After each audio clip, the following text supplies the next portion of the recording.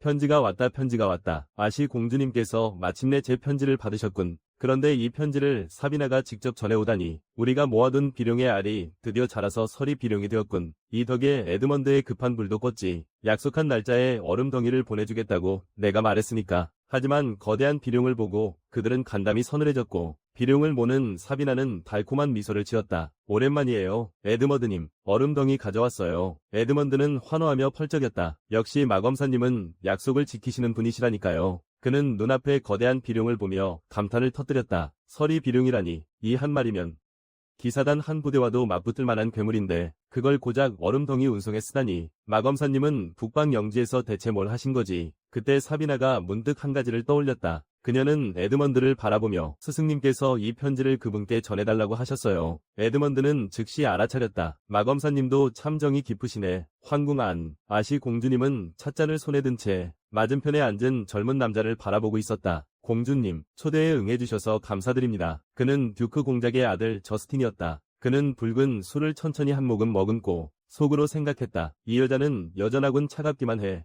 가짜 미소조차 안 짓다니. 그래도 좋아. 너무 쉽게 손에 들어오면 재미가 없지. 언젠가 내 차가운 얼굴에도 미소를 띠게 해주겠어. 바로 그때 한 여시종이 다가와 아시 공주님께 귓속말했다. 늘 냉담하던 아시가 그 순간 흔들렸다. 뭐라고? 폭설 공작이 편지를 보냈다고. 아시는 곧장 자리에서 일어났다. 그럼 어서 가요. 저스틴은 난처한 표정이었고, 공주님 잠시만요. 저는 공주님을 뵙고자 새벽부터 달려왔습니다. 아시는 고개를 돌려 그를 보았다. 당신이 검술 수련하느라 매일 시간이 모자라다고 들었어요. 그러니 여기서 시간 낭비하지 마요. 저스틴이 대답하기도 전에 아시 공주님은 몸을 돌려 떠났다. 아시가 떠나는 뒷모습을 보며 저스틴은 분노를 억누를 수 없었다. 분노한 그는 주먹으로 책상을 내리쳤고 얼굴에는 원한이 서려 있었다. 폭설 공작, 언젠가 내게 내 무서움을 똑똑히 알게 해주겠다. 방안. 아시 공주님은 참지 못하고 곧바로 편지를 열었다. 글을 보는 순간 마치 얼굴을 마주한 듯했다. 사랑하는 아시 공주님께 요즘 잘 지내고 계신지 마음이 무척 걱정됩니다. 공주님께서 제게 주신 행운의 부적 덕에 저는 아주 잘 지내고 있습니다. 북방 영지는 살기 참 좋은 곳입니다. 따뜻한 온천도 있고 눈부신 수정 동굴도 있지요. 저는 이곳에 자빙성이라는 도시를 세웠습니다. 여기는 실로 아름다운 곳이지만 그래도 큰 결핍이 하나 있습니다. 당신이 없다는 것, 그 빈자리가 이곳을 한없이 공허하게 만듭니다. 마지막으로 그리움을 담은 작은 선물을 함께 보냅니다. 다시 편지를 드리겠습니다. 당신을 그리워하는 폭설 공작 올림. 아시는 손에 든 빙정화를 조용히 바라보았다. 그것은 눈부시도록 아름다웠다. 그녀는 꽃을 가슴 앞에 살포시 품었다. 아시는 조금 심란해졌다. 내가 어쩌다 이렇게 된 거지. 요즘 왜 자꾸 그 사람만 생각나는 걸까? 그녀는 손 안에서 눈부시게 빛나는 빙정화를 바라보았다. 다음 순간 그녀는 손으로 책상을 3개 내리쳤다. 아시의 얼굴에 굳은 결심이 서렸다. 반드시 직접 그를 만나야겠어. 한편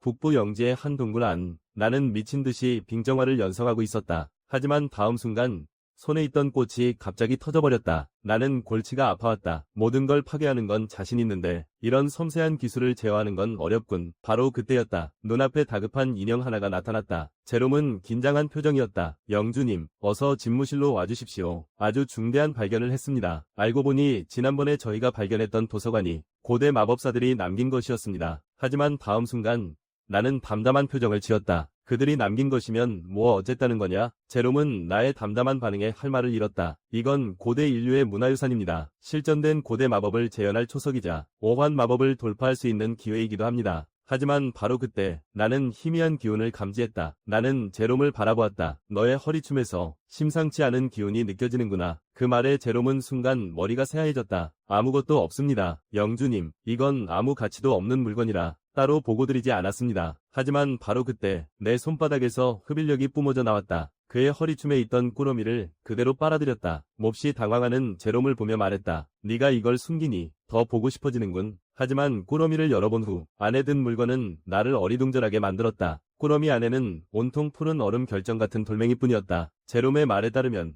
이 돌은 만화를 응축한 작은 돌멩이로 만화석이라고도 불린다고 했다. 나는 돌멩이를 책상 위에 올려놓았다. 네가 감히 이 돌들을 숨겨 대체 뭘 하려던 거냐? 알고 보니 제롬은 현재 사환 마법사였다. 비록 5환에 거의 다다랐지만 계속 그 벽을 넘지 못하고 있었다. 그래서 이 만화석들을 발견한 후 자신의 돌파에 도움이 될지도 모른다고 생각했던 것이다. 나는 조용히 그를 바라보았다. 경지를 돌파하는 건 분명 어려운 일이지. 너의 마음을 이해한다. 다음 순간 나는 냉담한 표정을 지었다. 하지만 그렇기에 더욱 허락할 수 없다. 그 말에 제롬은 초조해졌다. 만약 제 능력이 향상된다면 카렐룬께도 도움이 될 것입니다. 부디 이 돌들을 사용하게 허락해 주십시오. 하지만 나는 단호하게 불가능하다고 말했다. 만약 네가 정말 그 돌들로 경지를 높인다면 그 후에는 어쩔 셈이냐. 새로운 단계로 나아가야 할 때 가장 중요한 것은 이런 외물이 아니다. 경지를 높이는데 가장 중요한 것은 깨달음과 노력이다. 시간이 너의 성장 속도를 말해줄 것이다. 그러니 지름길은 없다. 제롬은 무언가 생각에 잠겼다. 영주님의 말씀이 틀리지 않았어. 나 역시 한때는 오직 나 자신에게만 의지했었지. 한 걸음씩 꾸준히 노력해야만 비로소 사환의 경지에 도달할 수 있는 법이다. 나는 제롬의 어깨에 손을 얹었다. 어떤 일들은 조급해한다고 해결되지 않지. 차근차근 위로 올라가다 보면 언젠가 너도 깨닫는 날이 올 것이다. 제롬은 무언가 깊은 깨달음을 얻은 듯했다. 사실이 정말 그러했다. 언제부터였을까? 나조차 조부님의 가르침을 잠시 잊고 있었던 것 같다. 하지만 이어진 제롬의 만화석 효능에 대한 설명은 나를 더 이상 침착하게 내버려두지 않았다. 이 돌이 통신 기능을 수행할 수 있다니. 제롬이 만화석에 통신 마법을 걸기만 하면 마법을 모르는 사람이라도 누구나 통신이 가능해진다. 게다가 통신거리는 경계를 무시하고 세상 어디든 닿을 수 있다고 한다. 이건 그야말로 천지를 개벽할 수준의 기능이다. 제롬, 왕국을 다스리는데 가장 중요한 것이 무엇인지 아느냐? 그것은 바로 정보의 전달 속도다. 집무실 안에서 나는 명령을 내렸다. 제롬, 지금 즉시 모든 만화석을 통신석으로 바꾸도록 해라. 자빙성 프리징 캐슬 안에서 우리는 만화석의 효능을 시험하고 있었다. 손에 든 만화석에서 목소리가 흘러나왔다. 아주 또렷하게 들린다.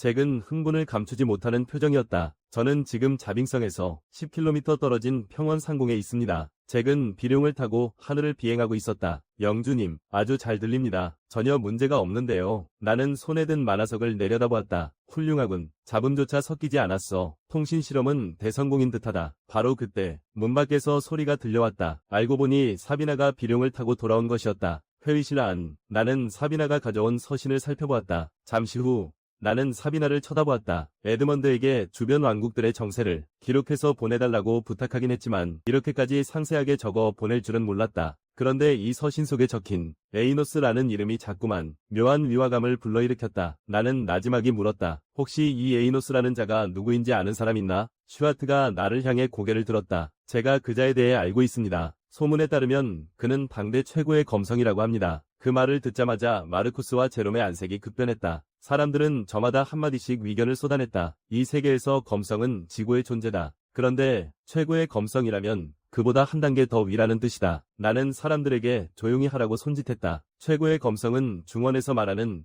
화경위 경지와 같다. 화경에 이르면 거만을 만들어낼 수 있게 되지. 내가 이 세계에 온 뒤로 화경의 경지에 도달한 자가 고작 10명 남짓이라는 소리에 적잖이 실망하고 있었는데 드디어 그런 자가 나타난 것이다. 나 역시 이 세계 최강자라는 그를 꼭 한번 보고 싶어졌다. 슈아트가 자리에서 일어났다. 그 최고의 검성에게는 아주 특별한 직징이 하나 더 있습니다. 그것은 바로 그가 검술을 펼칠 때면 매와 향기가 사방에 진동한다는 것입니다. 그 말은 나의 예상을 완전히 뛰어넘는 것이었다. 중원에도 검을 휘두를 때 매와 향기가 풍기는 검법이 존재하기 때문이다. 그것은 바로 화산파다. 순간 머릿속을 스치는 생각에 심장이 요동쳤다. 설마 중원에서 이 세계로 넘어온 사람이 나뿐만이 아니란 말인가?